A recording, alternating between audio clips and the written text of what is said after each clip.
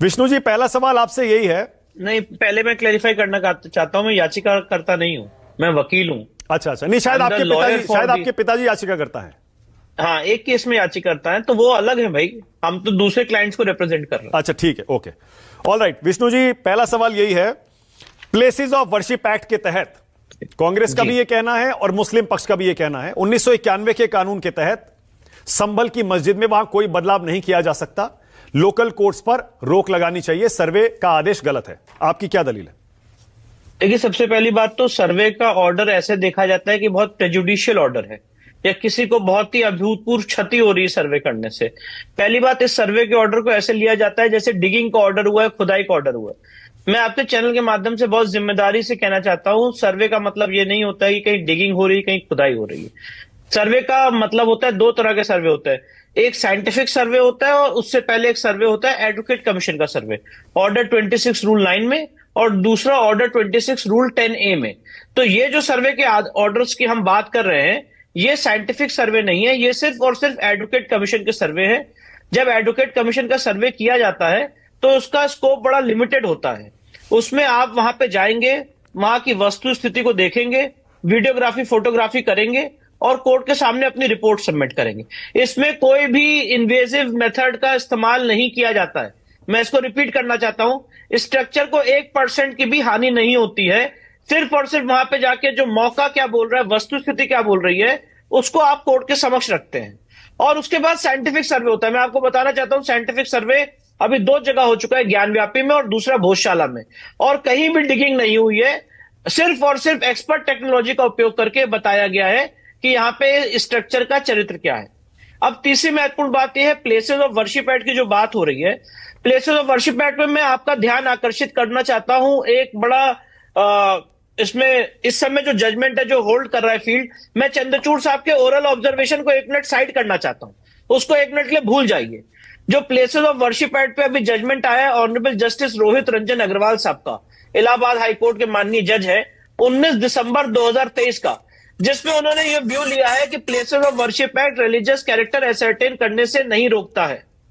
ये जजमेंट अभी तक सुप्रीम कोर्ट ने स्टे नहीं किया है। This holds the field. तो 1 मिनट चंद्रचूड़ साहब के ओरल ऑब्जर्वेशन को हटा दीजिए। जो इलाहाबाद हाईकोर्ट का फैसला है, दैट होल्ड्स द फील्ड। और एक आपके सामने एक पॉसिबल व्यू है जहां पे हाईकोर्ट में कंट्रोवर्सी हुई थी और हाईकोर्ट ने व्यू लिया था। एक बात और बताना चाहता हूं, इसमें सुप्रीम कोर्ट का एकमात्र अथॉरिटेटिव प्रोनाउंसमेंट है 1989 का, जो 2 चर्चेस के बीच का डिस्प्यूट था, जहां पे सुप्रीम कोर्ट ने कहा था कि प्लेसेस ऑफ वर्शिप एक्ट में रिलीजियस कैरेक्टर एसर्टेन हो सकता है। एकमात्र जजमेंट है, एकमात्र जजमेंट है। तो सुप्रीम कोर्ट का एक ऑलरेडी 3 जज बेंच का जजमेंट है और इलाहाबाद हाईकोर्ट का व्यू आपके सामने। अच्छा, 1 मिनट के लिए आप हटा दीजिए, मेरा व्यू क्या है, ओवैसी साहब का व्यू क्या है, बाकी पैनलिस्ट का व्यू क्या है, लॉ की पोजीशन क्या है, मैं ये बता। ठीक है विष्णु जी, लेकिन 1991 का कानून तो साफ साफ कहता है जब कोई बदलाव ही नहीं हो सकता तो सर्वे करवाने की जरूरत क्या है? यानी सर्वे का मकसद ही यह है कि बदलाव किया जाएगा, फिर 2 कानून टकराएंगे, सीधा सीधा 2 अदालतें टकराएंगी। ऐसा नहीं है। देखिए, जो प्लेसेस ऑफ वर्शिप एक्ट का इंटरप्रिटेशन एक सेक्शन ऑफ द सोसाइटी दे रही है, और जो प्लेसेस ऑफ वर्शिप एक्ट का इंटरप्रिटेशन अभी तक कोर्ट ने किया है, मैं आपके सामने यही कोशिश कर रहा था, कोर्ट ने क्या इंटरप्रिटेशन दिया है वो रखने की। टकराव की बात नहीं है।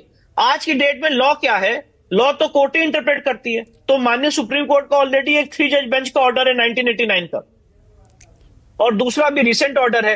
तो रिलीजियस, जैसे फॉर एग्जांपल मैं अपनी बात को सरल तरह से उदाहरण से समझाता हूं, अगर कोई व्यक्ति किसी मस्जिद में जाके पूजा कर ले या मूर्ति रख दे, तो क्या वहां का धार्मिक चरित्र बदल जाएगा? या कोई आदमी अगर आज किसी मंदिर में आके नमाज पढ़ ले, तो क्या मंदिर का धार्मिक चरित्र बदल जाएगा? एक ही जवाब हो सकता है, नहीं बदल सकता। तो अगर हिंदू शास्त्रिक नियम यह कहता है, और जिसको सुप्रीम कोर्ट ने राम मंदिर के जजमेंट में अथॉरिटेटिव प्रोनाउंसमेंट दिया है, कि अगर किसी जगह मंदिर की स्थापना हो जाती है तो वो समय के अंत तक मंदिर की रहती है। और दूसरा इस्लामिक लॉ ये कहता है कि once a waqf always a waqf, once a mosque always a mosque. तो अब देखना ये होगा, इसीलिए सर्वे कराया जाता है। अब सर्वे की जो मंशा है उसको समझे। सर्वे इसलिए कराया जाता है ये देखने के लिए कि who is prior in time. अच्छा, कौन पहले था। Okay Vishnu ji, all right, okay, मैंने मान लिया। अच्छा, एक बात बताइए, अगर मान लीजिए संभल में ये पता लग गया कि वहां मंदिर के अवशेष थे, सर्वे में पता लग गया, तो अगला कदम क्या होगा? आप यही तो कहेंगे ना कि हिंदुओं को वहां पूजा करने की अनुमति देनी चाहिए? संभल का केस थोड़ा डिफरेंट है। हर एक केस एक सेट पैटर्न पे नहीं चलता है, हर एक केस के फैक्ट्स अलग होते हैं। संभल के केस में सबसे इंपॉर्टेंट बात यह है कि ये एक एएसआई द्वारा संरक्षित स्मारक है, एएसआई प्रोटेक्टेड मॉन्यूमेंट है, और 1920 से एएसआई प्रोटेक्टेड मॉन्यूमेंट है, इसका कोई डिनायल नहीं है, किसी भी पक्ष के द्वारा डिनायल नहीं है।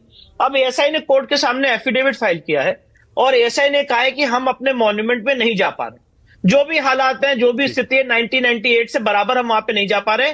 वो भी जब सर्वे करने गए थे तो उनको भी बहुत दिक्कतों का सामना करना पड़ा था। तो हमारी प्रेयर नंबर बी जो है वो सबसे महत्वपूर्ण है सूट की, जिसमें हमने कहा है कि एएसआई संरक्षित स्मारक में पहले एएसआई को कब्जा दिया जाए। ठीक है। जब एएसआई कब्जा ले लेगा उसके बाद सेक्शन 16 पढ़ लीजिए आप एएसआई एक्ट 1958 का, जिसमें जो वर्ड यूज है रिलीजियस कैरेक्टर की, एएसआई अगर किसी जगह का कब्जा लेता है और वो जगह अगर कोई पूजा स्थल है तो एएसआई पहले उसका चरित्र निर्धारित करेगा कि वो पूजा स्थल क्या है, और उसके बाद उस समाज के लोगों को राइट टू एक्सेस देगा। ठीक है, यही तो मैं कह रहा था। आप यही चाह रहे हैं ना, आप यही तो चाह रहे हैं। इसी तरह के केसेस 5 जगहों पर ऑलरेडी चल रहे हैं कोर्ट्स में, और जी, और बार बार मुस्लिम पक्ष का यह कहना है, और तथ्य है, फैक्ट है कि इस तरह के केसेस की बाढ़ आ रही है, खासतौर से राम मंदिर के केस के बाद, जजमेंट के बाद। अब हर जगह लोकल कोर्ट्स में ये इस तरह की पिटिशंस डाली जा रही हैं, इस मस्जिद का सर्वे करवाइए, इसका भी करवाइए। भाई आप मुझे एक बात बताइए, क्या आप किसी को कोर्ट जाने से रोक सकते हैं? क्या आप, अगर जब बाबा साहब अंबेडकर से पूछा गया था कि इस देश के संविधान की आत्मा क्या है, तो उन्होंने कहा था judicial review, right to go to the court is the basic structure of the constitution. बिल्कुल ठीक है। तो अगर आप लोगों का कोर्ट जाने का, हम तो ये नहीं कह रहे हैं कि आप शाहीन बाग बना दीजिए देश को या चक्का जाम कर दीजिए, हम तो अपनी बात कोर्ट में रख रहे हैं। और अगर कोर्ट में मेरी बात सुनिए मानक जी, अगर मान लीजिए कोर्ट हमारी पिटिशन अलाउ कर सकता है, खारिज भी कर सकता है। नहीं, जैसे तो कोर्ट का जो 91 का कानून है उसमें धारा 4 क्या कहती है, सेक्शन 4 क्या कहता है, किसी भी नए विवाद या मुकदमेबाजी की अनुमति है ही नहीं, तो लोकल कोर्ट में इस तरह की पिटिशंस क्यों एक्सेप्ट? ऐसा नहीं है। अगर ऐसा होता तो एक्सेप्ट नहीं होती। रिलीजियस कैरेक्टर जो शब्द यूज है सेक्शन 3 और सेक्शन 4 में देख लीजिए, रिलीजियस कैरेक्टर होगा। 15 अगस्त 1947 को रिलीजियस कैरेक्टर जैसा है वैसे ही रहेगा। तो रिलीजियस कैरेक्टर क्या है, इसके लिए केस फाइल हो रहा है, to ascertain the religious character. Point number 1। Point number 2, आप लोगों को कोर्ट जाने से नहीं रोक सकते। अभी हमारे यहाँ पे सर बैठे हैं, सीनियर हैं, याचिका करता है नरेंद्र मिश्रा जी, ये भी तो कोर्ट आए हैं अपनी बात को लेके, और ये तो यही कह रहे हैं सुप्रीम कोर्ट में याचिका दायर करके कि भाई सारे सूट्स बंद कर दीजिए। तो ये बात भी तो कोर्ट में कह रहे हैं। अब मैं कहूं कि नरेंद्र भाई यहाँ पे कोर्ट क्यों आ गए, he should be stopped from approaching the supreme court. अच्छा, एक बात बताइए, बात कर रहे हैं, एक बात आप यही बात मेरे साथ कर रहे हैं। हाँ। कि आप कोर्ट क्यों चले गए? अरे भाई कोर्ट जाना तो हमारा फंडामेंटल राइट है। ठीक है, ठीक है। तो फिर ये बताइए, ये जो संभल वाली याचिका है, ये जिस दिन दाखिल हुई उसमें 5-6 घंटे के अंदर ही ऑर्डर भी हो गया, सर्वे के लिए टीम भी पहुंच गई। आरोप यह लगाया जा रहा है कि सब प्री प्लान था, पहले से सारी तैयारी की हुई थी, ना दूसरी पार्टी को सुना गया, ना उनका पक्ष सामने आया, जल्दी जल्दी ऑर्डर हुआ, इधर टीम पहुंच गई और वहां पर वो सब हो गया। उसके बाद जो हुआ, आप तो वहां गए थे, मुझे लगता है कि जो लोग ये बातें कह रहे हैं शायद उनको कोर्ट की प्रक्रिया नहीं पता है। पहली बात तो कोर्ट पे ओछी टिप्पणी कर रहे हैं जो अपने आप में कंटेम्पचुअस है। दूसरी बात यह है कि जो आप बात कर रहे हैं उसमें लोगों को टाइमलाइन नहीं पता है। अगर आप उत्तर प्रदेश के किसी भी सिविल कोर्ट में जब आप फ्रेश केस दायर करते हैं तो हाई कोर्ट और सुप्रीम कोर्ट की तरह यहां पे कोई कॉज लिस्ट तैयार नहीं होती कि 1 हफ्ते बाद आपका केस सुनवाई पाएगा। वो उसी दिन ऑनरेबल कोर्ट में 2 बजे पेश किया जाता है, उसी दिन सुनवाई होती है। Point number 1।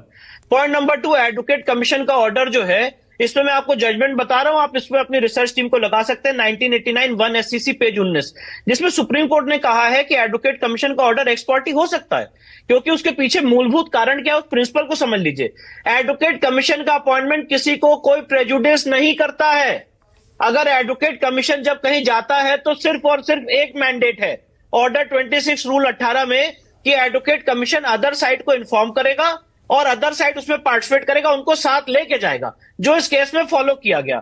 एडवोकेट कमीशन की रिपोर्ट भी फाइनल नहीं होती है, वो कोर्ट में आप कंफर्म करने के लिए ऑब्जेक्शन दे सकते हैं, उसके बाद वो कंफर्म की जाती है। ज्ञानव्यापी के केस में मैं आपको बताना चाहता हूं, एडवोकेट कमीशन की रिपोर्ट आई, उसमें वहां की अंजुमन इंतजामिया मस्जिद कमेटी ने अपना ऑब्जेक्शन दायर किया है, और अभी वो रिपोर्ट कोर्ट में पड़ी हुई है कि उसको कंफर्म होना है कि नहीं होना है। तो उस दिन दंगा किसकी वजह से हुआ विष्णु जी? उस दिन जो दंगा हुआ किसकी वजह से हुआ, क्या हुआ था? पहले मैं आपके पूरे सवाल का जवाब तो दे दूं। आपने कहा कोर्ट ने इतनी जल्दी कैसे कर दिया, सब तैयार था, तो टाइमलाइन तो सुन लीजिए सर।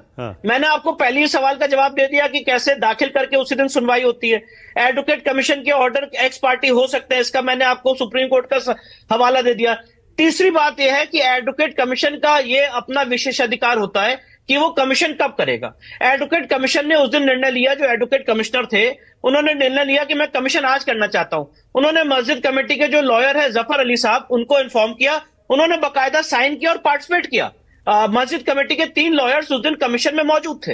अगर उनको कोई दिक्कत थी वो मना कर देते, उस दिन कमीशन नहीं होता। उन्होंने कहा कि नहीं साहब आप आइए, हम पार्टिसिपेट करेंगे। और हमें भी आप ऐसे हमसे बात कर रहे हैं जैसे मैं एडवोकेट कमिश्नर हूं, मैं तो इस केस में लॉयर हूं। तो मुझे भी एडवोकेट कमिश्नर ने इन्फॉर्म किया कि सर हम आज कमीशन करेंगे, तो हम भी उसमें पार्टिसिपेट करने गए। सिंपल सी चीज है। अगर इसमें किसी को लगता है कि जल्दी हो रही है। अच्छा, दंगा कैसे हुआ फिर? दंगा कैसे हुआ? जी देखिए दंगे की 2 बातें मैं आपको बता देता हूं। पहली बात, जब 19 तारीख को हम वहां पे कमीशन करने गए थे तब भी बहुत हैवी रेजिस्टेंस था वहां पे। काफी मात्रा में एक धर्म विशेष के नारे वहां पे लगाए जा रहे थे और हमको ये बोला गया कि यहाँ पे नमाज का समय हो गया, आप यहां से चले जाइए, नहीं तो हम भीड़ को कंट्रोल नहीं कर पाएंगे। और यही बात एडवोकेट कमिश्नर ने भी अपनी नोटिस में लिखी है 23 नवंबर के।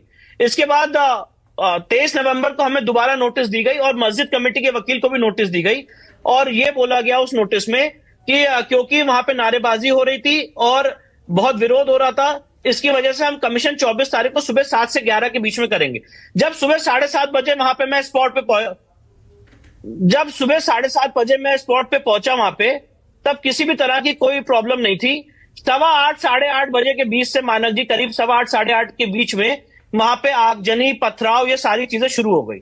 और उसके बाद जब मैं कमीशन करके निकला, मैं तो बराबर परिसर के अंदर था।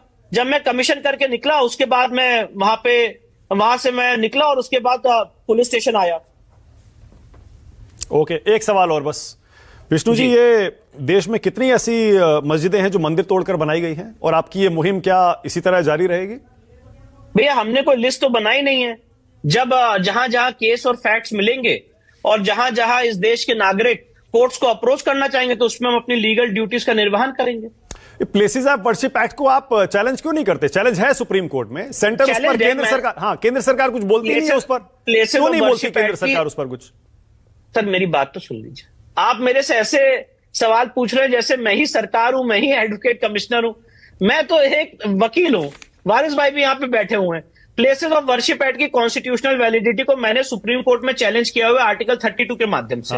विश्व भद्र पुजारी पुरोहित महासंघ के नाम से केस है।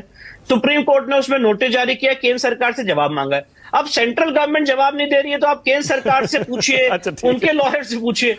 हम तो सर याचिकर्ता के वकील हैं। नहीं, आपके पिताजी कहते हैं ना हिंदू राष्ट्र बनाएंगे, हिंदूवादी संगठन के साथ आप काम करते हैं। जो कहते हैं, मैं क्या कह रहा हूं, नहीं, मैंने कहा हिंदूवादी संगठनों के साथ आप काम करते हैं ना, इसीलिए मैंने सोचा, क्योंकि बीजेपी तो बाकायदा हिंदूवादी संगठनों का समर्थन करती है। पिताजी जो कर रहे हैं आप पिताजी से पूछिए ना। ठीक है, चलिए, मैं एक इंडिविजुअल पर्सन हूं सर। ठीक है, all right, okay, thank you Vishnu ji.